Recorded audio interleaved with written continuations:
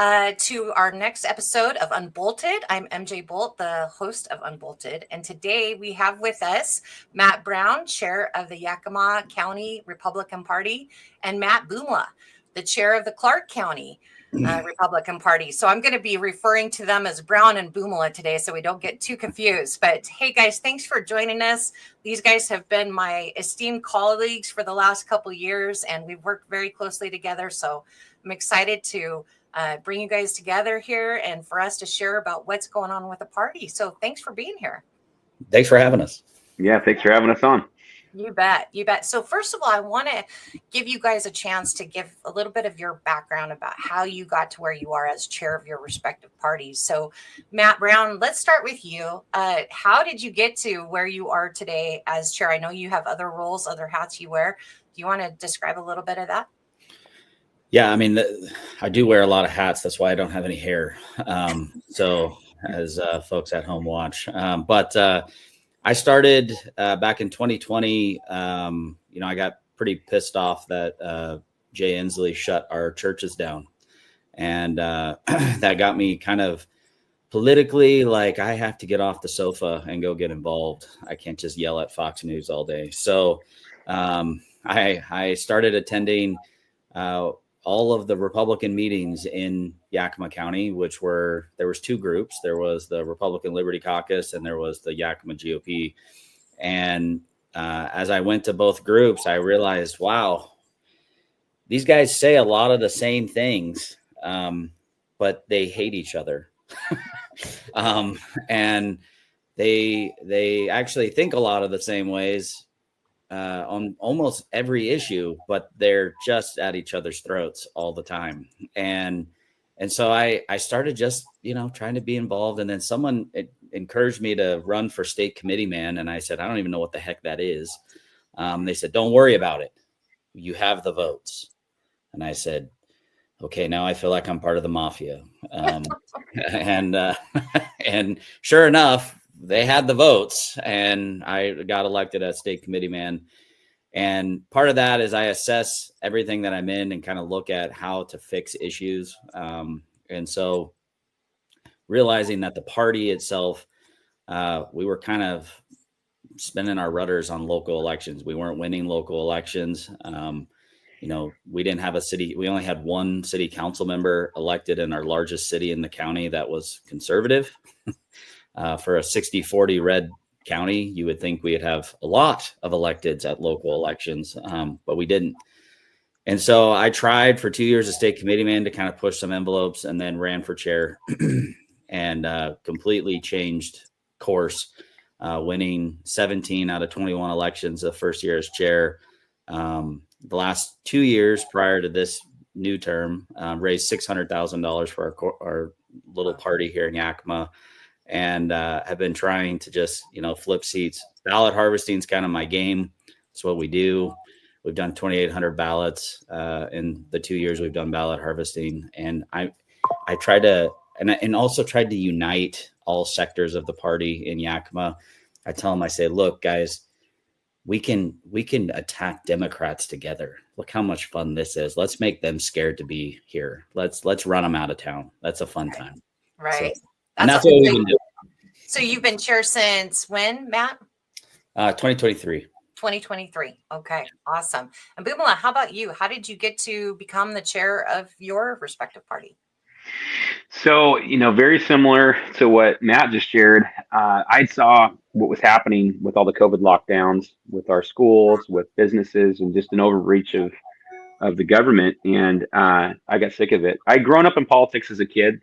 My mom was actually Linda Smith's campaign manager. Linda Smith served in Congress for a couple terms down here in Southwest Washington.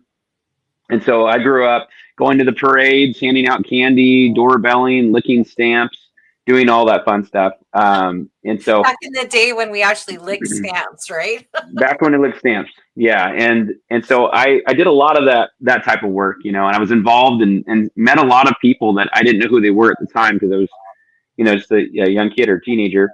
And, my politics could be summed up to what Matt said, yelling at the TV and making a Facebook post here and there and giving I made it abundantly clear where my politics stood for many, many years, but I just never got involved in any campaigns or with any local party. And in 2021, 2022, that whole time I was getting involved with all kinds of campaigns here locally for people running for state rep, state senate, county council, Joe Kent's campaign for Congress. And it got notice of some people. They said, hey, this guy, he seems to be, moving and shaking. And I wasn't trying to be, I was just trying to help. I was doing fundraisers or whatever I could do to help. And then I got approached by a few different people saying, hey, we really been talking. We'd like you to get involved in the local party. And I didn't understand what they meant by that. I said, oh, okay, you need to help volunteer with something, help set up a stage or, at an event. Like, I didn't know what they were talking about. And then it became clear that they were looking at much bigger, a role. Clark County historically had been didn't have the best reputation.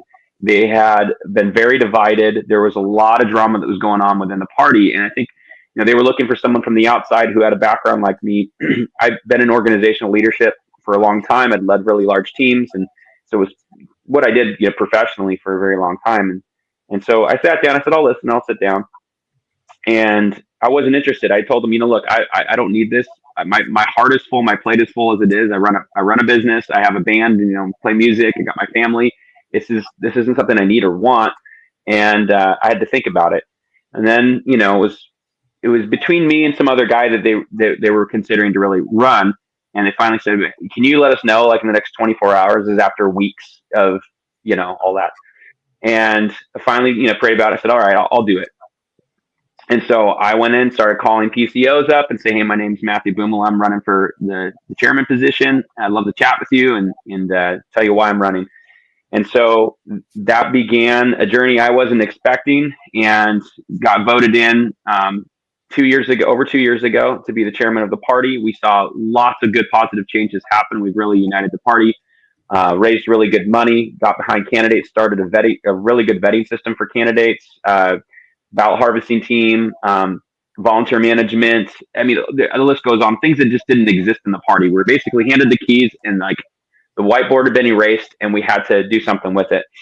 We had such a good cohesive board that, almost all of us ran again, unopposed. And so we got elected again for another 2 years here recently, but I never imagined I'd be involved in politics at this level. And I'll just say this one little bit is that in my life before, whether it was in my personal life, whether it was in, church, whether it was in business, like I had a really good reputation of being somebody that just united people, loved everybody, and, didn't have a list of enemies at all. Like I didn't have people who were, I hate that guy or that guy's such a jerk. I didn't have that until I got involved in politics. Yeah.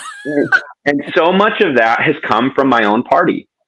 It's come from people that I thought, hey, we're all going to band together. And now, look, I don't even pull any punches on it. I'm proud to say I'm a very on the conservative side. I'm very conservative, America First patriot. Okay, I will attest to that. And so, seeing all of this within the spectrum of republicanism, I've witnessed more vitriol and more, more opposition and people, label, and that's okay. I'm all right with that. I'm not complaining.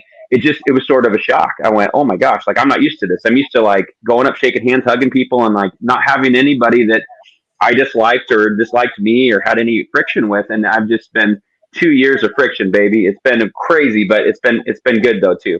Yeah. Matt Brown, would you say anything to that? Because I'm sure I was county chair as well the last 2 years. Many of you know that. And so Matt and I have been, the 3 M's have been talking quite a bit. And so this is common for sure. But Brown, tell your story about that. I think, you need to start a support group for chairs when they become, elected, because it's all of a sudden you have people that hate you that never met you.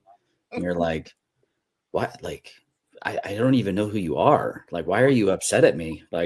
Nice to meet you too. Why are you so angry? And well, you're just like all those other ones.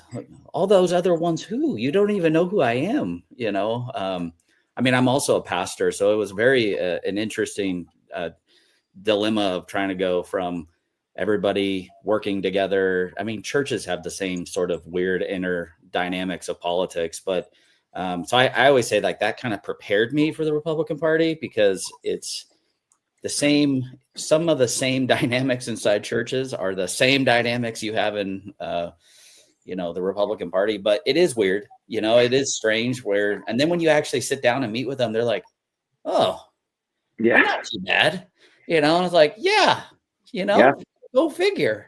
Yeah, we agree on more than we disagree on here. Like we have a lot in common.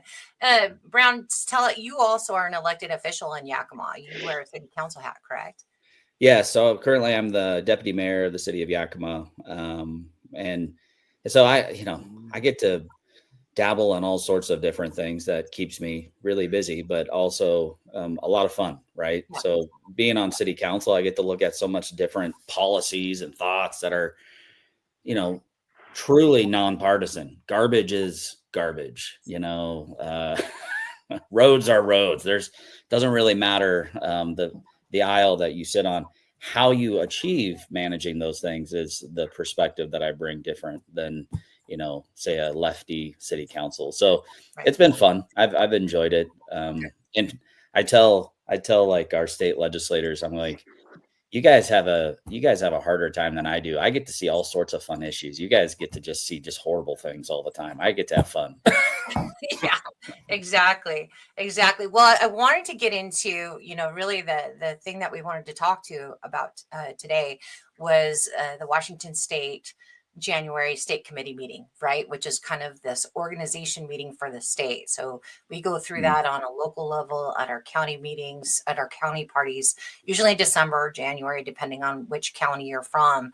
But a lot of people have a lot of questions about, this meeting. And so that's really what I wanted to bring you guys on. And so let's focus on that. And again, I welcome everybody that's viewing in live, and you can put your comments in and your questions in, and hopefully we'll be able to get to those too. So let's dive into this. So Boomla, I heard that you were acting chair at the beginning of the meeting. Is that right?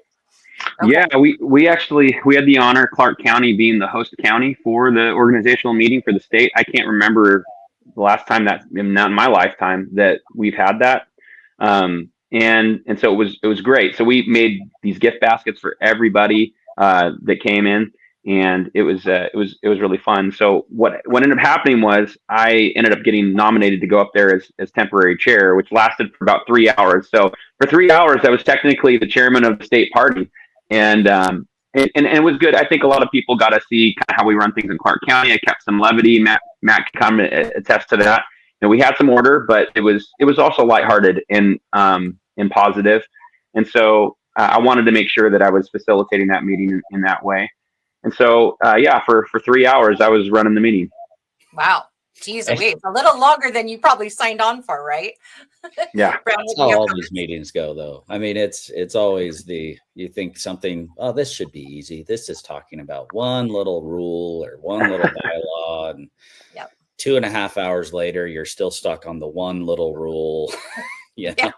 Well, I think the funniest thing is when people that don't understand parliamentarian procedure is, someone yelled out, call the question. I call the question. Well, technically, I have to recognize you. You don't just get to say it and be automatically recognized. But someone was, one of the folks was like, no, you have to. I've been recognized. I don't need to go to the microphone. And there was no one else. Calling question means, for those of you who don't know, it means all debate ends. We vote, and we need a 2/3 vote to vote on voting, basically to end discussion. There was no one else that was going to discuss, so it was a moot point. And so I said that, and I said, the reason I don't want to recognize you is because no one else is here debating. We can just vote, but I'll go ahead and honor it just to show the process. So we did.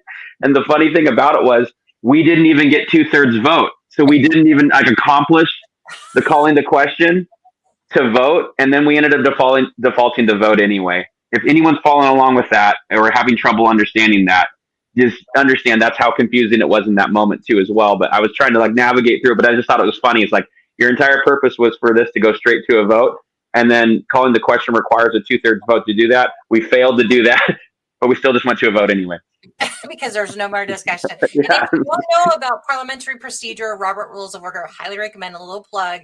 Tonight at 4:30, I will be on live with Brian Noble, and we will be going over the second session of training about bylaws and Robert's Rules of Order, because this is, you have to know this to navigate the party. I've been on other boards, and I have never had to understand Robert Rules of Order like I have to understand, or I had to understand it Right. being part of the party, and especially facilitating a county convention or our own board meetings, right? And it really is a tool. Like, you have to know how to do this, like Matthew's explaining, because these little, it's a tool, right? And so you can help advocate for your issues, but it also can have a lot of problems if you don't know what you're doing. So Matt Brown, take us into a little bit more of what happened. And please, I want to say one other thing, add a little context. So the state committee meeting, right? The state committee meeting meets, or state committee meets what, 4 times a year, 3-4 times a year. And it's made up, Matt, tell everybody of who that's made up of and who is the body, the members at this meeting, so people can understand. Yeah, so it's, each county sends a state committee man, state committee woman, and a chair to these meetings. So there's 3 members from 39 counties. Well, in theory, that's how many they can send. Some they might not have someone elected to that seat or different things, so they send 2, right? So I believe it's about 117 that body is full of, and we really, we do the state party's business. The issue is, though, that I really want to preface this is because a lot of people think, oh, it's just state committee that really does all the heavy lifting. No. You guys do all the heavy lifting, right? You at home do the heavy lifting. You guys are the ones putting in the work and putting in the effort. And man, so much at the state committee, I sit there and I get frustrated at times because I'm like, I don't even know what we just did. Like, I don't know what that was a point of.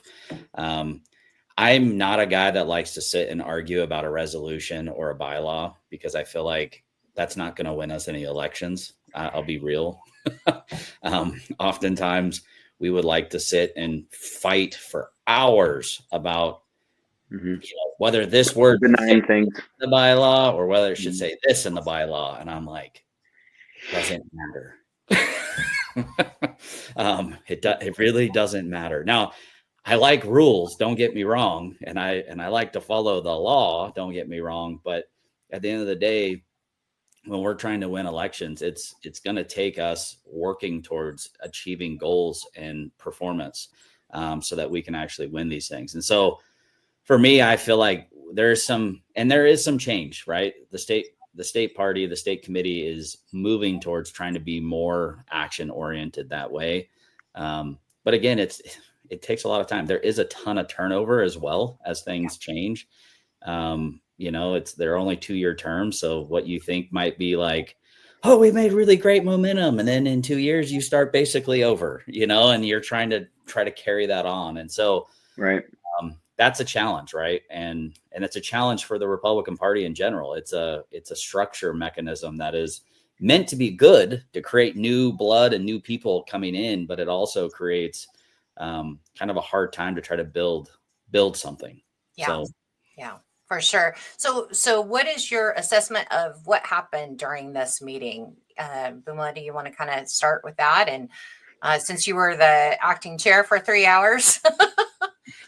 So there was, before the meeting had started, there's always whispers of, we heard this is going to happen at the meeting, or this might happen. These people might come up and make this motion. And there's every meeting that happens I swear there's rumors and whispers. And so I felt like my job was to keep it positive, keep things focused on what we're doing. And if we do that, if we don't let things go down a negative road, then it's not going to fuel the fire for angst and people to come up and just start, that's what happens when things start to come off the rails. It's hard to stop it at that point. And so my focus was to handle whatever anyone wants to come in, because the way that we do things, I know the way that Matt does things, the way that you did things too, MJ, is we're a very bottom up organization. So the governing body is the members of the central committee. And so what they want to happen is what needs to happen. And I'm not there to hold my gavel as control over the meeting and making sure that I get what I want. It's to facilitate and make sure that we have an efficient, effective meeting.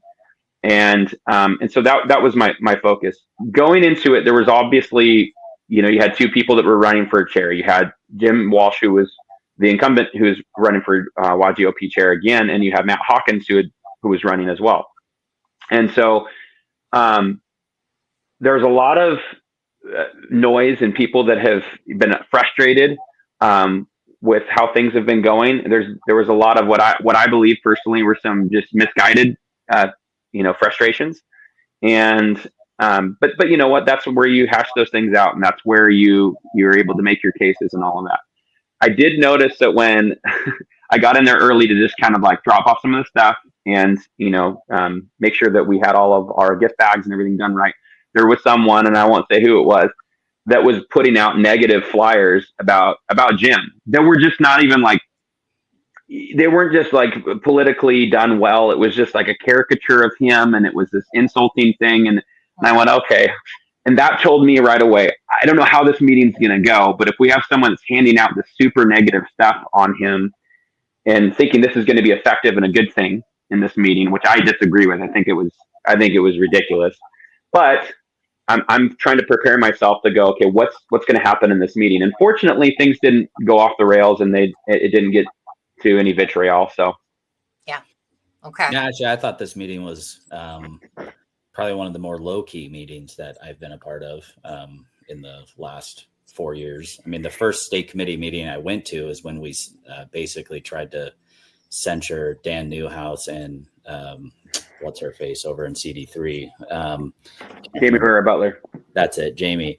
And it was every member of the state committee minus one person who voted in favor of that. And it was so hot, and it was so like, oh my gosh, everyone's angry. And this is the first meeting I've ever gone to, and I went, wow, this is going to be intense. That was not this meeting, right? This meeting was pretty civil. People were, everyone's frustrated. We've been losing races, and it's not. People like to point a finger at Jim as the reason why we keep losing races, but I'm like, guys, we were losing races before Jim. We've been losing races for over a decade. We haven't been winning anything, and it didn't start with Jim. It's been a slow demise down of just continuously losing races. And so, I think sometimes we like to just find a scapegoat and put the blame on someone because it's the easiest thing to do. But really, internally as Republicans, I think we have to look at each other and go, hey, this is on us, right? Like, we can't just put it on one man. I call it like, Democrats and Republicans, everyone has their red Jesus and blue Jesus when it comes to politics. Red Jesus is going to save us, and the blue Jesus is going to save them. And let me just tell you, neither one of them is Jesus. So let's get that straight. And then the second piece of that is no one's going to like you are a part of this solution, right? And you have to be a part. You need to educate yourself. You need to get training. You need to get equipped to actually be a part of this and not just be sitting on the sidelines being pissed. Don't sit on the couch yelling at Fox News all day, right? Like, it's time to get you involved and get going. And I think it's really easy for us to point fingers at people. Right? Well, and I'll just say this too. I think I talked to you about this, Matt, a few different circles of people and at the meeting, and it was regarding the gubernatorial races. So, the state endorsement convention idea was long before Jim came in.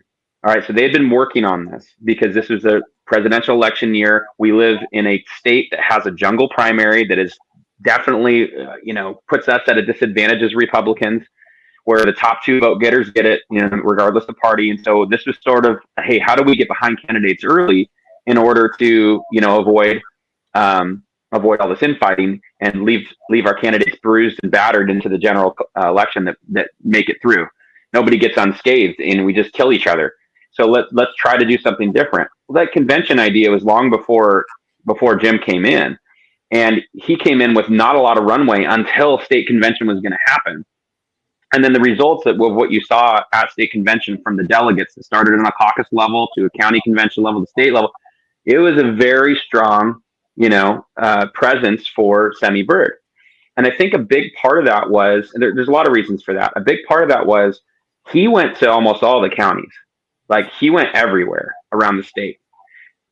We did not see the same thing from Dave Reichert. Dave Reichert, I think, looked at the morally strong counties where a lot of the population was, and he focused on those more. Not to say he didn't go to a lot of places, but he really focused on those more. And so what's going to happen when you have caucus conventions and you have county conventions and all that, the guy that's been around, that's your guy, and so you saw a big presence in that and all the drama that happened at state convention. I know a little bit about that.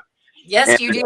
I was a little bit a part of that. And I'll just say this for the record, I did that because it was the right thing for the delegates, no matter who you were voting for. If you're voting for Reichert or Bird, it was not, to me, I did not think that a committee of 9 people in the 11th hour the day before should decide on what 2,000 delegates don't get to do. Yeah. When their biggest expectation was to come in for that. Let's give people some context too about that, because Bumalo was a huge part of turning that motion, that committee, what the committee was bringing forward around. Yeah. Bumalo was on that candidates committee. He was a part of those discussions. He, obviously didn't agree with it because he brought a motion to not go along with the committee recommendation. And that's the deal of committees, right? Committees they do their work, and it does depend on who's on those committees, right? Yeah. And so you brought forth a motion after the committee to basically disregard that and make sure that both candidates would be allowed to be voted on for endorsement. Absolutely. And I told the committee, I said, you guys, this is a huge mistake. I'm going to fix it tomorrow. I said that I'm going to fix this tomorrow because we shouldn't be telling 2,000 delegates that they don't get a vote on who they want to endorse for governor. I'm getting somewhere with this because what's happened, right? And Jim knew that. I told him that I'm going to be at the microphone ready to go. And he said, okay, sounds good. So he recognized me right away when it came to that to make the motion. So I made that motion. What happened. Semi did not make it through the primary strong at all. In Clark County, he actually did very good. We endorsed him as a county. And so, that was my obligation was to, absolutely support him and was happy to do so. And then he didn't make it through, but he did really well in Clark County. He won by like 11 points over Reichert in Clark County. And so all the rest of the state, he didn't do very well. And then the aftermath, I watched all of these people from all kinds of factions just at each other's throats, even with infighting within their own factions. It still is happening, and was even sort of the hangover that we saw a little bit at state convention. And this is what I said to Matt, and this is what I said to several other people at the meeting, the reorg meeting. Is I said, look, what I'm going to say, you aren't going to want to agree with, but you can't help but agree with in your heart of hearts, and that is this. And I want to see a Republican governor. I want to see a conservative, savage Republican governor in Washington State. That's what I would like to see. I think we all know that we are probably a ways away from that.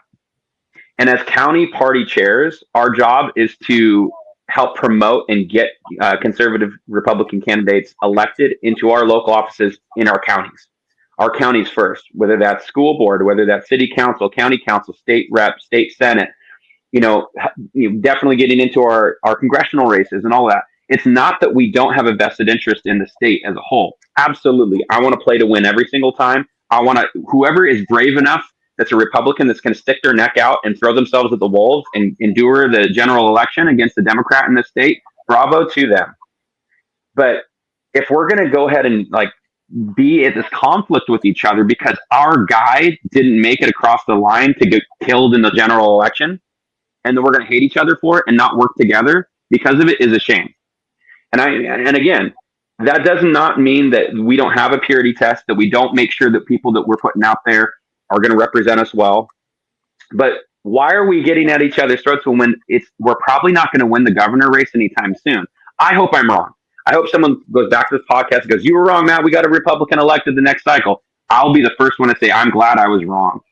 But I want to implore all Republicans, all conservatives, patriots, everybody out there, we can't let the gubernatorial primaries divide us this bad going into the general.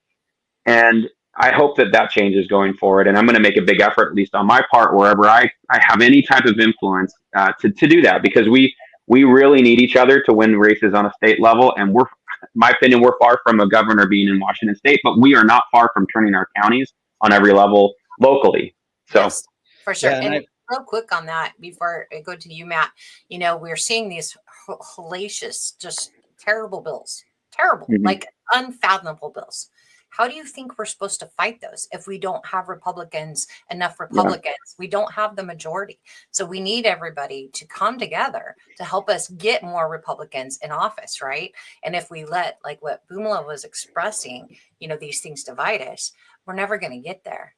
Matt? Well, I'm all about mission too. Like, I think it's great to have good people, a good character that are saying the right message, but mission first always, to not get behind just a person. Like, we need someone that's going to actually fulfill the mission first. That's the biggest thing. And if they ever deviate from that mission, that's where accountability comes. But we just can't be doing this over and over and over again.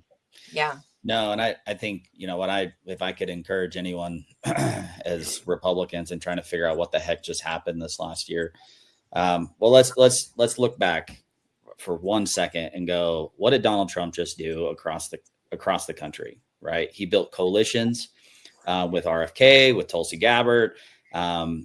He built coalitions inside the Republican Party, people that I would probably say like Lindsey Graham, right? Like folks like that I'm not like super excited about, right?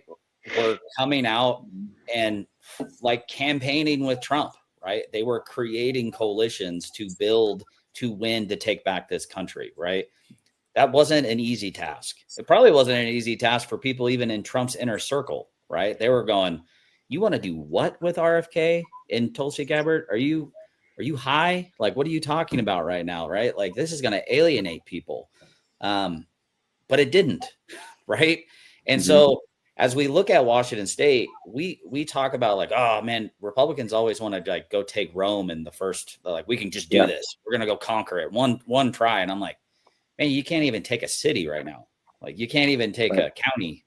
We're definitely not winning legislative seats. Forget that. And you think you can conquer Rome? We don't even have troops to conquer Rome. Like, we can't even, we don't have enough people to even and I'm not talking voters. I'm talking like just infrastructure of like how to win a statewide election. And this goes to everyone in the Republican area, right? Not just the grassroots side, but the mainstream donors, the folk, they all think we can conquer Rome in one election cycle. And I'm telling you, you won't. It's not going to happen, right? Well, we have to build, and we're not building yet, but we're going to. We're going to start building. And I've seen this, where there's been discussions that we've had at a high level, with members of the state party, that were bemoaning about what happened at the state convention with the endorsement process. And one of the things that they were bemoaning about was, we've lost these donors, and we pissed off the caucuses, the House caucus and the Senate caucus over this. And, this whole state convention, endorsement convention, was a mistake. And I piped up and I said, okay, was it a mistake because the process was bad and the intent of what we wanted to do is that what was bad, or is it because they didn't get the person they wanted? So which is it? And I go, are we going to be beholden in that? And I will stand strong and say this to anybody. I'm saying it here publicly on this podcast, is that we are the party. Our county parties, our state party, all the way to the RNC. We are the bona fide Republican Party. There are all these other groups that are out there that are friendly groups, whether that's, and I say friendly groups, and a lot of people might go, oh, no, they're not friendly. I'm just saying people that are identifying and saying we're Republicans too, that are out there, organizations that are would be maybe on the fringe or have their own PACs or have their own groups. Okay, they are Republicans as well. We can't be beholden to those groups, though. My hope is that as a party, here's the mission that we're on, and we can work alongside of these groups, and that we can actually win together instead of yielding to some of these groups. We're the Republican Party, and the tail doesn't wag the dog, and we need to start acting like that. And so there's going to be always groups of people that identify within our party that are upset by decisions that the official parties make. We'll never, ever be, immune to that. But what I don't want to do is be beholden to donor money just because of money. Right. And we saw that with the caucuses. I don't know if I'm getting too early into that, but we saw that with the House caucus and the Senate caucus in Clark County. Now, in Clark County, we have a very good vetting process that we do with all candidates that want to be endorsed by our party. And it's something that's being duplicated throughout the state. County parties left and right are reaching out to us going, we want to see your guys' vetting process. I'm sure, Matt, you've got the same thing. And so there really wasn't anything that existed in Clark County before. And now we have it's not just a very simple sniff test to see if you're a Republican or not. There's a lot that we go through on these candidates. And then when we support them, we support them. Yep. And so what happened was in the primaries, we had the House caucus and the Senate caucus in Olympia run candidates, Republican candidates against our endorsed candidates. They spent hundreds of thousands of dollars against, specifically in the 18th, I'll just name that, in the 18th legislative district, against Brad Benton, who was running for Senate, and against John Lee, who was running for rep. And it failed. They wasted hundreds of thousands of dollars. And it wasn't just like they were spending hundreds of thousands of dollars to say nice things about their candidates. They were spending hundreds and hundreds of thousands of dollars completely defaming our candidates and illegitimizing them. And so what ended up happening is John Lee got through, and his candidate, the candidate that was running against him, he used surplus funds that he had left in his account that he had gotten from the caucuses to run continued hit pieces against him in the general election. Now that sparked, really quick, their House caucus leader emailed me to let them know they're taking this seriously, that they've contacted them. They don't support this. They're supporting John to get across the finish line. And it's like, okay, that's fine. But when are we going to stop fighting against each other in these ways? You're taking all this donor money and you're wasting it to harm Republicans that we locally have picked. You guys can't be kingmakers. And the Senate caucus, they failed in getting, their guy through, and Brad Benton got through, but he lost in the general. There was so much crap that they put out against him that a lot of the damage was done, and he lost by like a little over 100 votes. Dang. We lost that seat. And I will tell you, it's in due and large part because of what our own party caucuses did against us in Clark County. We've communicated that, and here's been my message to them, and here's been my message still, is like, are we going to keep doing this? Because we're going to get candidates that we recruit, that we vet, that we present, that we want to support. And what we don't want is for you to be kingmaker and pick someone that's just going to run against our folks, and we're going to get in this bloody mess again. We got to link arms. We got to work together, but it can't be the tail wagging the dog. You got to let the county parties, have some sovereignty here. And so moving forward, it sounds like they've gotten the message. And but again, we can't be beholden to these groups and these powers that say, no, we know what's best for you guys in your legislative district or in your county. We're not going to put up with that here, and neither should any of the county parties in this state.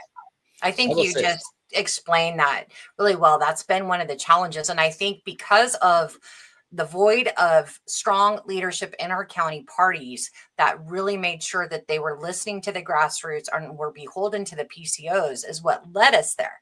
And I think all three of us, I know you two, and I know our Spokane GOP, changed a couple years ago where it's like, no, we're going to value the voice of the PCOs and their vote. Yeah. And we're going to give them that back and make sure that we're beholden to that. That's going to be our guide. Now, this is creating tension, as you just explained, Bula, because I don't think that's the way things ran for quite a while. They're working, the Senate caucus and the Republican caucus were able to kind of, like you say, play kingmakers, and the county parties kind of went along. Well, no longer, because we're going to it's the voice of the citizens. Matt Brown. I think what we did in the 14th. So I had like almost a different perspective than my brother from Clark over there, but in the 14th, we had the horrible gerrymandering of our district where they basically took a predominant two districts in the 14th and 15th and completely just made us look. I mean, the 14th looks like the weirdest district on a map you've ever seen in your life. And it was Democrats trying to make it basically they're trying to shoot for a supermajority, right, in the House and the Senate. And so the way they made it was some people say plus 10. My math was plus 17 a Democrat district, right? And so I sat there and I went, sheesh, this is going to be a tough one, guys. Like, I've won city council campaigns with plus 18 or plus 30 Biden districts, but those are city council races, right? We're talking, 3,000 votes, 5,000 votes, right? Or less than 1,000 votes in some of these races, right? We're not talking, 20,000 votes here, 30,000 votes. Like, this is a tough race. And so I immediately called a meeting with all of the stakeholders, right? Not just the PCOs. I said, look, I'm representing you, but I got to bring these guys to the table because they have money that we don't have. Okay. I need them to not fight us because we don't have the opportunity here, right? Like, if they fight and we run a candidate and they run a candidate and we fight, we'll both lose. Like, that's where we're at, right? That's how bad. We won't even have a Republican in the general election in the 14th. That's how bad this is, right? And so I'm like, you guys got to trust me as your chair. This is what you put me in charge for. Let me wheel and deal and go make some conversations with these guys happen, right? We sat down.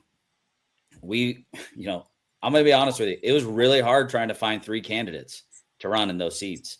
It was not an easy deal. We didn't all agree upon who we thought would be someone to run. The 3 that we landed on were like, this is like inside baseball here, but these were the 3 that we agreed the most on, right? Maybe not in 100% agreement on all of them. Like, I probably wasn't with, but I said, you know what? These are better candidates against the Democrats that they're running. And they can fundraise. And as long as they vote conservatively, they won't have an issue with the party. Now that's the problem, right? Is you guys, I need you guys to tell me that this is what you're going to do, right? And they were like, we're all in, right? So we agreed, right? This is the state party's role. This is HROC's role. This is the local county party's role. And this is the Senate caucus's role. We hatched out a plan. We said, this is what we're going to do. And they said, Matt, you guys are the ground forces. We need you to take care of, hitting doors and making that happen. Right. So I said, okay, let's make it happen. Right. So we hit 50,000 doors. That's not, there's only 70,000 people in the district. So we hit most of it. Wow. Right. So going back though, everyone played the same part. They all had their different parts and we all executed. Yep. Right. And what we ended up having is all 3 of those candidates won. Right. They all won. And thankfully, so far, they're all voting the right way. So I don't have to explain to PCOs anything right now, right? So that's been a nice, thing. Actually, Gloria Mendoza, who was elected, she's a former Grandview mayor.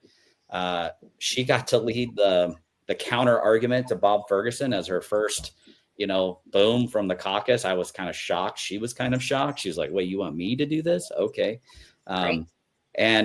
But what did it do is it showed the path for Republicans to win in this state, right? Yeah. That was a plus 17 district. And we flipped it, and we held it, not flipped it. We held it, right? And that's what we got to look at. People are like, well, Matt, you're on the east side of the state. It's not the same. And, those West Siders are crazier than I'm sorry, you're sending all your West Siders to the east side of the state. Yeah. Okay. So if I could build a wall, no, I'm just kidding. But that's the issue. Yeah. So let's talk back because I think you guys helped explain, the state of the counties and the challenge, some of the challenges as the county parties that we face and working together. I think those things are also a statewide thing. So we had a question by Briar Rabbit. What happened with the bylaw shenanigans at the state committee? So let's talk about that briefly. And then I do want to get into what are you guys seeing as we're looking ahead for the state party, because we've talked about some of the challenges, which are really important to address. We're not trying to pretend like there's not challenges, but we also know that we've got to move forward or we're not going to get anywhere. So let's answer. Who wants to take this one? Well, I'll give it my 2 cents on this now. Thank God what happened was I was supposed to go through all the bylaws piece as the temporary chair, but we ended up postponing it for later in the meeting after the chairman's election for the, after we got to a certain point, because it was taking a little bit of time and we needed to get other business done. So I didn't have to chair that part of the meeting. So that was the good news for me. Bylaws can be changed anytime. If they're proposed, it just requires a 2/3 vote outside of the organizational meeting. Organizational meeting only needs a simple majority on bylaw changes. So, there was a lot that people felt like we didn't get to go over because we ran out of time, and that is true. A lot of the big stuff that was proposed was able to get done. As far as shenanigans, I'm not sure what specifics you have. Maybe you could clarify a little bit more on certain bylaws or things that you're referring to. If you're talking shenanigans as far as how we had to postpone it, it was because we needed to do our regional breakouts. We needed to elect our folks that were going to be on the executive board, and so that's what the body voted to do. And so it wasn't anything done by any person or small group. It was something that the entire committee decided, hey, this is what we need to do in respect of the time that we have. So your opinion, it wasn't nefarious intent. No, it's what the body decided. I mean, it wasn't anything that any person did. It was just the circumstances that we were in as a committee. Yeah. Now I could say is I was entirely frustrated that we postponed it and then decided that we didn't want to talk about it later in the night when we were all tired. And sure. So that was a little frustrating for me. And I even said that a few times, like, guys, wait. We made a motion to postpone this conversation to later in the evening. We're now at later in the evening, like we thought we would be earlier in the day. And now you don't want to have a conversation about it. And I'm like, well, this is dumb. Why did we even make the motion then? We should have just grunted it out and made it happen, And I think, if that's a shenanigan, then perhaps. But I think, what I have rather talking about all of those bylaw changes at that meeting and just had it done. Yes, because then we can move forward, right? We don't have to sit and keep hashing these things out over and over again. I'm a type of guy that I'd rather have the meeting run long and get it all done than try to be like, oh, well, we'll just do that next time. Well, 4 months goes by and everyone gets amnesia, right? And 4 months goes by and they're like, why are we even talking about this? Because 4 months ago, you said you wanted to talk about it. Right. Yeah. Right. Well, it's a big step, right? It takes a bit to get all these things going. Yeah. I think bylaws are important. We need to make sure that we have them right. I mean, there's no doubt about that. But we can also hamstring ourselves and get, very focused on that and make that such a big deal that we're actually not going and doing the actionable items to go win elections and go win policy and everything else. And so, while it needs to not be ignored, while it needs to be an important thing, it shouldn't be like a deal breaker where someone's like, oh my gosh, they didn't get their stuff together and the bylaws were all a mess and now we're all a mess. That's a little too far if that's how some people feel. Things can be remedied. If it's that important, it'll be remedied in the next meeting. But again, like the most important things that we need to really focus on is some actionable items where we can win elections. Yeah. Is it the end of the world? Probably not. Right. It's a bylaw right now. The reason why I think it was important for us to hash it out is because I just don't like that's the meeting to do that in, right? It's just waste time. Yeah, waste time to bring it into another meeting. Sure. Right. And I think that was some of the other folks and some of the newbies. It was really hard to try to follow.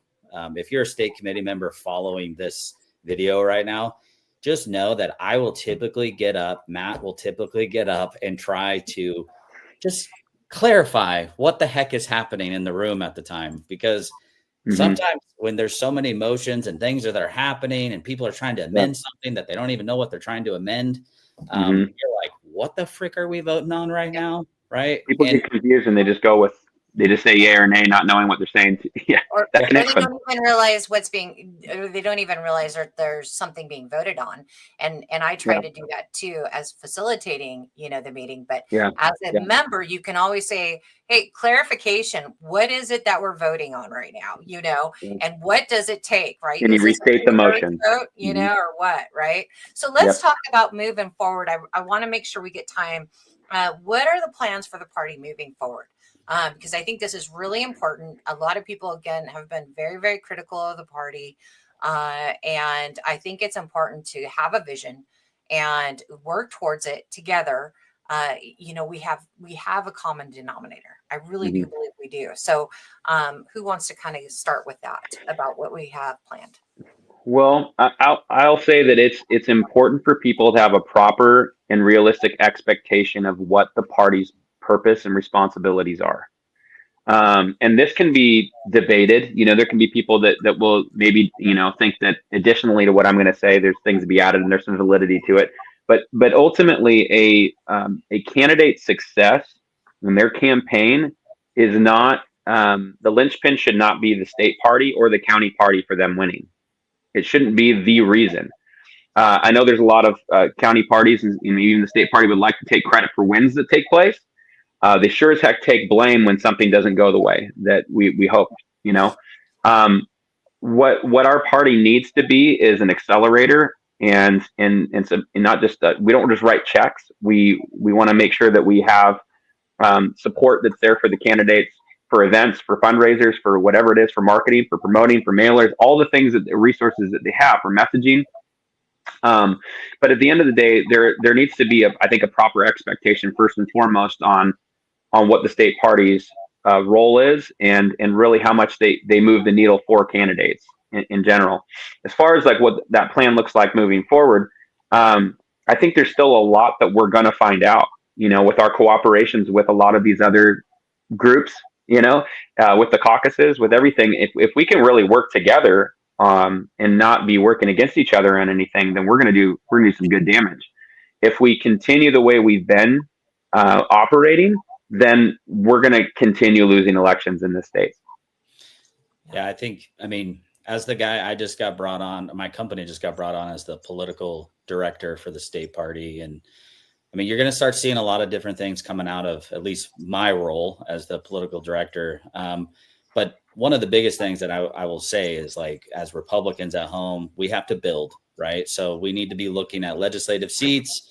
We need to be looking at Senate seats, state Senate seats.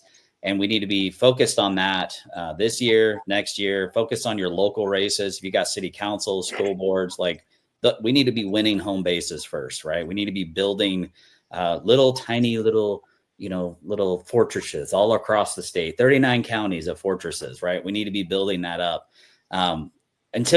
before we even start thinking about, again, another governor's race or another lieutenant governor or any of those types. I don't even want to talk about that. I've actually told some of the two donors the other day, I said, don't talk to me about statewide elections. I will not listen to you on it.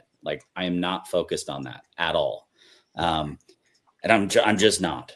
We have to win these local things. Our kids are in huge, dire straits for us to come together and figure out how to fix our legislature. We do not have the opportunity any longer to fight these battles when our kids are the ones that are taking it. They're the ones that are going to have to feel these ramifications that our state is passing, these policies and all of this crap. You can coordinate without compromising.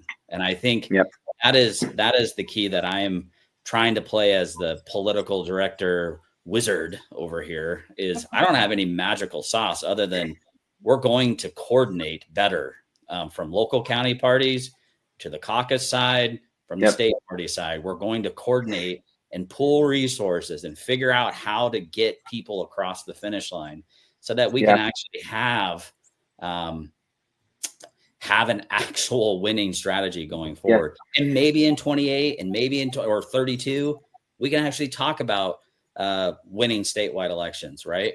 But man, if we could flip the legislature to be purple or even maybe just a smidge red, right? Maybe the House, if we could flip the House to be red, holy crap. Think about what you could do in stopping bad legislation, undoing things. People are like, you got to fix election integrity. Yeah, but we don't have votes to fix election integrity. We're not even close. They're so close to a supermajority. We're just playing and, we're just yelling. Well, and you've got some of these organizations outside of the state party that are really focused on in their mission, and what they try to say is we're trying to flip House seats and Senate seats for Republicans. Now, their definitions of what a Republican looks like are a lot different than some people's, appetite. But that's what they're trying to do. At least that's what their mission is. And I think that the biggest responsibility, if people want to see this change, like what's the state party going to do? What are you guys going to do? What you just said, Matt, there's no state-run races. And so the biggest ownership for these legislative races come from the county parties. And so if you're concerned and you're going, we need to make changes, and make sure we're winning in the state and make sure that we don't have that super majority, well, then I encourage you to get involved, locally in your county party. So one of the things also I'd add, Matt, that both of us haven't said, which is all these county parties need to really build up a good army of volunteers outside of get as many PCOs recruited that are in vacant spots as they can, to get them to be active activists, not just activists yelling at the TV, but active activists that are going to go out there and spread the word. And so we have to build a volunteer army in every single county in order to see the differences in the state. And when we come up to the statewide races, we'll see the needle move when we have that part done. But it all starts hyper local with what we're responsible for. And if we ignore that, we're just going to be frustrated and spinning our wheels over and over and over again. One of the things that happened, which I wasn't expecting, was I ended up getting elected in the county chair meeting as the chair of the chairs. So I'm the chair of the county chairs now. There's been no authority. I don't have a scepter. I don't have any authority necessarily to compel any of the county parties to do anything. But what I want to do with that role is I want to take the things that are working in our end. I want to help provide those same structures to other county parties that are just sort of wondering, what do we do? We kind of feel like we don't have any organization. And I want to learn also some things that maybe we're not doing that we could, help improve in Clark County as well. But if we start really helping each other out, as county parties, and implementing the systems that are working and accelerating those and building on those, we're going to see a much, much bigger difference on a state level. I look at the WGOP as being a ancillary help to what we're trying to do locally, to make sure that there's some funding, there's some marketing and all of that, but ultimately, these legislative seats, these are our responsibility to really run with strong and make sure that the candidates get as much help to get across the finish line working with their campaign. Yeah, so let's talk about the structure of this, because I think that's a misnomer as well. I hear people say, "Oh, the state party should be doing this, and the state party should be doing that," and stuff. So two things. Number one, what is the structure of the county party versus the state party? Is the state? Some people think that the state party has jurisdiction over a county party. So that's my first question. Yeah, Number two, what is the status? Give people a description of what the state party is. I mean, how many staff do they have? Are they this huge organization? So yeah, go ahead. One of you take it. Matt, you want to start with that one? Sure. I mean, the state party, the best way I can summarize this is the state party is the county parties. There's 39 counties. It's made up of the 39 counties, right? It's as for a staff, there's 5 people that work or employed by the state party. We're not talking hundreds of people here that are, conspiring behind the scenes and working all of this magic, or not magic to happen. And compared to Democrats, right? They actually use the Democrat mechanism to be very, it's antiquated and old, and they use NGOs and other organizations to actually funnel activists through, right? Issue specific. And so, and now we know where all the funding from that. Yeah, now we know where all the funding from those were coming from, by the way. Anyway. Right. Well, and they employ thousands and thousands of these activists, right? For the 14th, for example, I had new NGOs I've never even heard of showing up here trying to door knock, and I'm going, yeah, they're all getting paid, and I'm sitting here living off of beans and rice trying to survive, what the heck? That's what we're dealing with, right? And so that's really we had people, and I know some good-hearted people. I'll give you an example. They saw what was in the bank account, just some people talking about right now the WGOP is bankrupt and all that. It's not true at all. But there's an ebb and flow of money that's coming in and going. But at one point we had, how much do we have in there, Matt? Close to $1.5 million or something like that. And so there's $1.5 million in there around state convention, I want to say. Don't quote me on it, but somewhere around there. And we have one of our guys being the state party needs to write a $500,000 check for Semi Bird.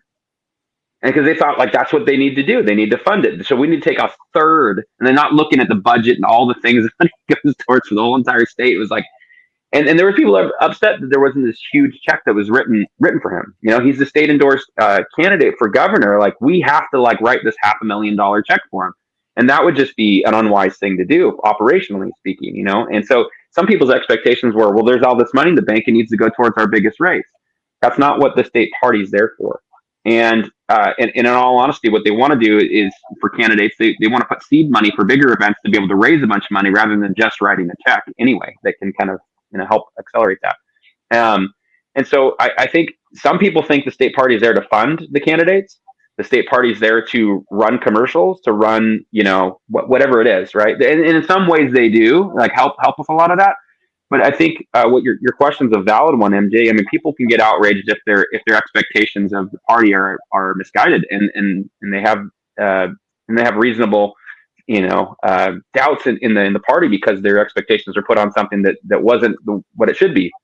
Yeah. And so, and also thinking that there's one person or a couple people that are actually making those decisions, is not accurate either. So, and I would say too, like, I think, I mean, Jim said this to me at one time, and it was when I first became chair of Yakima, and I was like, that's a great illustration. He said, the party is supposed to be a megaphone for what's already happening, right? Yeah. Like we're supposed to amplify your reach. We're not supposed to create your reach. We're supposed to amplify what you're already doing and make it louder so that people can see it and we can reach more people with it. And I was like, never thought of it that way. That's a way better, picture for me. Cause I mean, Matt, you could say this with some of your candidates you've worked with, like local office. They come to you and they go, okay, so how can you help me get elected? And I'm like, well, are you going to door knock? No, well, no, I don't really want to. I was hoping all your PCOs would door knock.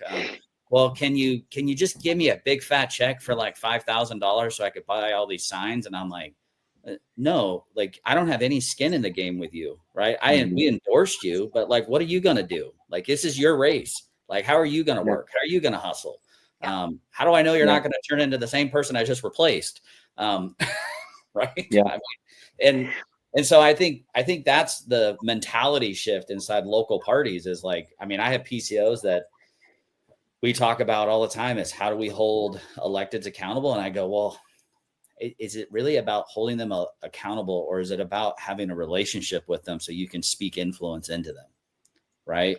And because, I mean, for example, we have a West Valley school board that we endorsed. They handedly won. They're super conservatives. They're all pastors. They're really great guys. And they've been making some weird decisions.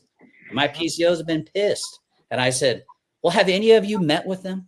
Have any of you talked with them? Have any of you guys like took them to lunch? And well, no. Well, yesterday I got a text and they said, dude, they actually like voted with us. And they stopped 3 or 4 bad things coming into the school board. And I said, well, what happened? He said, well, we met with them for coffee and we're building a relationship. And I'm like, oh, instead of coming with pitchforks, you mean, And I'm like, building a relationship. Oh, wow. Like what an odd idea, but man, I know it's easier said than done, but sometimes I feel like if we could just put our pitchforks down, realize that you liked these guys a minute ago. Right. And going back to like Bird for a second, I was the guy who started his campaign, right? I mean, I was at the inception in 22 of November. I was the guy that met in his house. It was me and 2 others. We were there trying to talk to me about how to run a campaign, how to do these things, right? Do you think I was frustrated with how things transpired? Yeah. Do you think that whole year of his campaign, the first year of his campaign, of all the momentum that he built before Reichert even jumped into something? Yeah. I mean, I was frustrated that all of those things transpired. I was frustrated we couldn't seem to get ahead of ourselves in money, right? And so that we could make this thing happen. However, that's all in the past, right? Yeah. And we have to move. Yakima was the first party to endorse Semi Bird. We also gave him, God, I want to say it was close to $20,000 from our own county party, right? We focused really hard to try to get him elected. It didn't work. So we got to move forward. We have to start focusing on what's ahead, because telling you're on the line, guys. I'll go even deeper with some of that sentiment. So here, let me give you a conundrum here. And this is where, the pitchfork thing you were talking about. There's a purity test that a lot of really strong conservative America First people that are, that's a camp I identify with, that they don't want, they have any sniff of someone that's compromised in our values. They're, immediately they're a rhino, immediately they're mainstream, immediately they're establishment, or throw in whatever word is in there. And sometimes the shoe does fit. Sometimes it does, but a lot of times it doesn't. But let's go even further than that. We live in a state that's really blue. In Clark County, we've got a problem on our hands because our attrition problem with people coming in from Portland and replacing people that were conservative, said, forget this godforsaken state and moving to Idaho. That's a big thing that's been happening here in Clark County. Does that mean we change our message to be more moderate? Does that mean we find candidates who are more moderate? No, it doesn't mean that at all. But let me ask you this. Would anybody, I don't care what Republican spectrum they're on, would they love to take disenfranchised Democrats who feel their party's gone insane, who've moved to more of an independent middle road? Would we like their votes? Oh, yeah, absolutely. Bring them on. Would we put them in a place of leadership to take whatever ideals that they have and say, hey, now we need to make you a leader? Probably not. But what do we do with these people? Because if we look at it like a church, right? You don't take these people in that have, like, their life is completely unraveled. They've got all these issues. They're hooked on drugs. They've been, cheating on their spouse. They've all these different things. And they come, we don't go, whoa, wait, let's wait till you clean yourself up before you come in here and you're a part of our church. No, we take them as they are. You disciple them, and over time you watch changes happen. So if we would be willing to do that with people who are Democrats, who are defecting from their party, we would love to take them in. I don't think anyone would be against that. Yet we find people who might not, or even just by perception, that are calling themselves Republicans. We're like, you traitor! Like, we get so mad. We're like, the hell with these people. And we have to be careful about that too, because it's like, we're willing to take in all of these people who are willing to leave the Democrat Party. You still have some policy issues and beliefs that are far from conservative values, but hey, we'll bring you in. What are we going to do with those that are within our own party that we disagree with? Are we going to continue to try to slit each other's throats? Are we going to continue to have our boot on the neck, storm the castle? Then what? You storm the castle, your boot's on their neck. Now what? What are we going to do? Yeah. So we got to have a message. We got to have conservative candidates. We can't compromise on our values. I agree with that. But our strategy and our mission, we have to analyze that and go, is it going to work to continue the way we're messaging things and strategizing? I get it. I have my own things with other fellow Republicans. It drives me crazy. And I grit my teeth and I go, these folks don't get it. They're compromising on some of these issues. I feel that. I understand that. But what are we going to do when we have people who are Democrats that are ready to leave? We're all open arms. Come on over. Welcome to the team. But then there's people that are within our team where we're like, get them out. Outcast them. What do we do with that situation to win? And we did. I mean, I'm sure you guys have gone through this. I went through this very quickly where, one day I was called a rhino. The next day I was actually started out as extreme right? Because, I'm from the 4th district LD and I was running for office. And then I was a rhino the next day. And then I was a mainstreamer one day. And then I was extreme right again. I mean, it's like, we're so fickle. Like one little thing, if you don't say something right or you don't agree 100% with somebody, we're cutting people off at the knees, and it's hurting us. And we've got to be honest about that. Is not going to work. So I know we've got a hard stop at 12:15, and what kind of taking that in. I know there was a lot of people that have been very frustrated with the party. We've talked about this earlier, but in your final kind of thoughts that things that you might want to get out and say to everybody that's listening, what can people do? What should people do? What are the things that you want to leave the people that are listening with as we move forward to remember? One of the things that I love about these guys is they're very strategic. If we're doing a bunch of stuff and we're not getting anything done, then, we've got better things to do. These guys are doing it all as volunteers, as chairs of their respective party. They don't make money doing that. As chairs of their party, right? But they're very strategic and they get the job done. So I think we should, I honor what they say because they get the job done. And it makes sense to me. And I'm a strategic person. I don't want to waste my time. So saying that, you guys want to have some final comments? Yeah. I'll leave Matt because Matt's going to drop the bomb. I'll let him have the final word. So I'll start with this. I would say challenge yourself to talk to people who you think are your enemy, and within your own party even. Challenge yourself to actually have conversations with people, because what you will find is we might not be as big of enemies as we thought. And then when you're able to actually find the things that you disagree with, you have a place where you can have that dialogue and maybe change hearts and change minds. You will not change hearts and change minds with an X post, with a Facebook post, with, going on the attack all of the time. All you're doing is you're taking your group and you're having a clapping steel audience for whatever you're saying, whatever zinger you threw out there, but you're actually not effectively changing anything. You're just galvanizing, your group and the angst that's going on. You're only feeding that angst.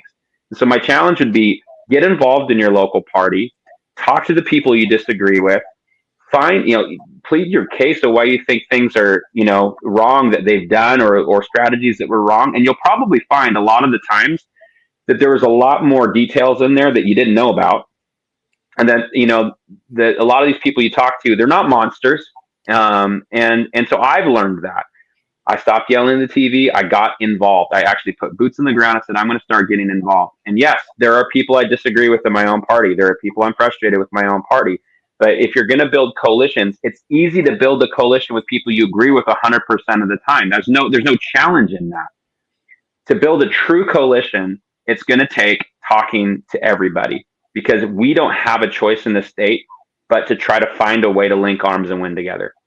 Yeah. Great words. Yeah. I think for me, I'd leave you guys with I've been seeing some of the comments, what I have liked, things to transpire differently than last year. Yeah. Actually, I think I told these two actually in August before Jim was elected. I said, because I couldn't be there, I said, this is not going to be good. Like they are setting Jim up to be hung. This whole place is going to, this is not. And what happened? What transpired? Right. Because I could see this impending bomb that was going to be taking place. So do I like it? No, I don't like how it went. Now, all we can do though is control what's going forward. Right. And for me, what I've seen as I've traveled and looked at other counties and talked with other leaders and different stuff is that there is a lack of training that is not happening at the state party level. There's a huge lack of training, not just in like how to be a PCO or how to door knock but like just even basic civics. Like, what is the structure of school government? What is the structure of city government? Did you know there's different forms of city government? Did you know there's different forms of school government? No, you probably didn't. You probably didn't have a clue of those things. You probably didn't know how the elections are cycled differently. You probably didn't know how your school district might be an at-large or not by district, right? I mean, there is 1,000 different things that you might not actually know. Even though you think you know, you might not know. And so my role as our group that we're coming in with is we're going to start winning elections. That is what we're going to do. I will die on the field trying to make sure we win elections. Okay. Democrats are scared right now. Okay. They know what we did in the 14th. And I'm telling them right now, you think I'm not going to replicate what we did in the 14th. We will replicate it across the state, and we will beat you in your own home turf. We will come and we will take it. That is my promise to you. Okay? It's happening. Second aspect of that is the training aspect. We will get you guys trained. There's going to be a whole training curriculum I've been working on for the last month with different partners. And we are going to be offering it through the state party for your PCOs, for your county leadership, for your volunteers, free, right? To you. That's huge. I want to build leaders, not just robots. Democrats are robots. I am not a robot. You are not a robot. And how do we how do we function as a party? I always tell, we're a big family. I don't agree with my sisters hardly ever, right? I have 3 of them. I have no brother. That's why Matt is my brother on here, right? And I don't agree with them at all. But when we're in our home, we figure it out. And then we're out in public. My sisters will fight for me. I will fight for them, right? We will go to war and make sure that our family is protected, right? That is what we are. We are a big Republican family. We have different thoughts. My sisters are far lefties. Okay. They're on the other side politically of me, but they're not going, we will come together and figure it out in public, right? That same deal is what we're going to have to figure out as a party. How do we have our internal discussion, figure it out? Look, all right, yeah, we think differently, right? But publicly, we're going to go to war and we're going to win, right? And once we start winning, I mean, you look at what Trump's done in freaking like 3 weeks, 4 weeks, right? Since he's been there. The coalition today, Tulsi Gabbard confirmed, RFK is in the process, right? He might have already done it. I don't know. But all of that taking place, that coalition is winning. That same coalition resonates here. Parents, doesn't matter which side of the aisle you're on, they don't want government telling them how to raise their children, right? That is what we have to focus on. It's for our kids. And so we have to move forward and do that. And we're going to do it. We're going to train people. We're going to operate, and we're going to start competing mano a mano with Democrats in their seats. And I've told some of them on the Democrat side, don't think you're safe. Don't think you're safe. Because we are focused. The last group that came in here and flipped seats is the same group that I'm working with. We are going to flip seats. So we're going to take it on. And I'm excited for it. Well, I'm excited too. You guys, thank you, Matthew Bumula, Matt Brown from Yakima GOP as chair, and Matthew Bumula from Clark County GOP chair. Thank you guys for coming on here. This has been awesome. Hopefully everybody's enjoyed it. And I don't know, we might start a thing. We might have to keep doing this on a regular basis. I really like it, but appreciate everything that you guys are doing.